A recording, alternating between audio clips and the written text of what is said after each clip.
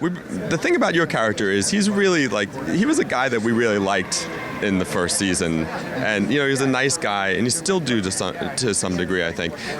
So to see him kind of fall it's really sort of tragic. Can we still see the nice guy in him moving forward as he gets darker? Yeah, well, right now there are two of them, and the nice guy is still nice, but Oh, thank you, man. That really means a lot. sometimes being nice doesn't work. It's not always helpful. Yes, there will always be colors of that, but he can't become the supervillain that we all love if he's doesn't let the ego explode and kind of dip his toes into the id. And, this is very important. So I'm having a lot of fun with it. Yes, he will be nice, but it's maybe more of a tactic in the future for him. Sure. Which side of him do you think is the real side or the dominant side, or is he both of those sides? I think he's both of those. I think we all are. I think we can decide our behavior. I think I think that this side of him that is more like his id is going to get louder and more aggressive. And if you start getting what you want because that's how you behave and the results are positive for you, then you're probably going to keep doing that. And I think that's what we're going to see. This is a powerless person in a city where power is everything. That is the currency. And so if you start having it, then why would you go back to being this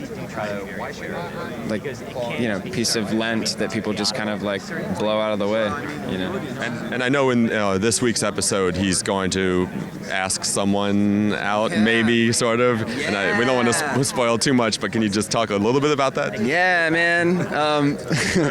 Our Casanova is gonna finally do what he should have done 20 episodes ago, which is ask Miss Kringle out. Not just give her a cupcake with he's been flirting and trying to make his feelings known, but just do it. Just do it. So that's going to happen. We'll see how it goes. A lot of us at Comic-Con can sympathize with waiting 20 episodes to ask the girl out, though. So, how is the change in his character affecting his relationships with his fellow police officers?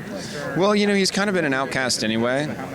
What's been nice is, as you'll see in the coming episodes, even as he feels different and is behaving different, it's still under the radar for a while because people just don't really pay attention to him.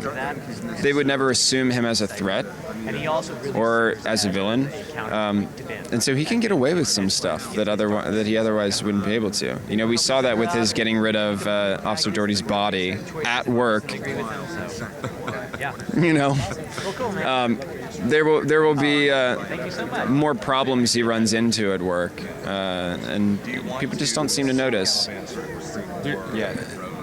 And this is probably kind of spoilery, but will we start to see more aspects of the traditional look and costume come in as the season progresses? Well, you'll see him looking pretty gnarly in episode 7 for sure. Okay. But I don't mean that as looking like the Riddler, but Ed will look very different in episode 7. But I certainly am wearing more green. But not, in a traditional costume yet. But yes, the green is getting greener. The green is getting greener. Okay. So one of the interesting things about the most recent episodes was how we saw that the Penguin kind of he really didn't like the way the pseudo Joker Jerome operated, his sort of chaos theory, if you will. So there was two very different kind of approaches to being a Batman villain seen there. Have you figured out yet what the Riddler's take on being a mastermind criminal is? No, and that's a really great question. I like that. No, but I do think, part of Edward's fascination with Oswald to begin with, why he knows about him, is he's this weird young person in this city that has so much power, that's so kind of ruthless, and that's fascinating to Edward, and we'll find that out. We'll dive into that more in a bit later the season. Very serious. But I think that's certainly an interesting thing to explore. What is Edward's version of leading look like? Yeah. You know, because anarchy versus a power structure is certainly interesting. You know, Penguin's mentors ruled by fear and by power and having an army of people that are willing to do anything for you. And if Edward is interested in Oswald, and so if he wants to emulate Oswald, I guess that's more old school, Right. how he would structure things. Sure.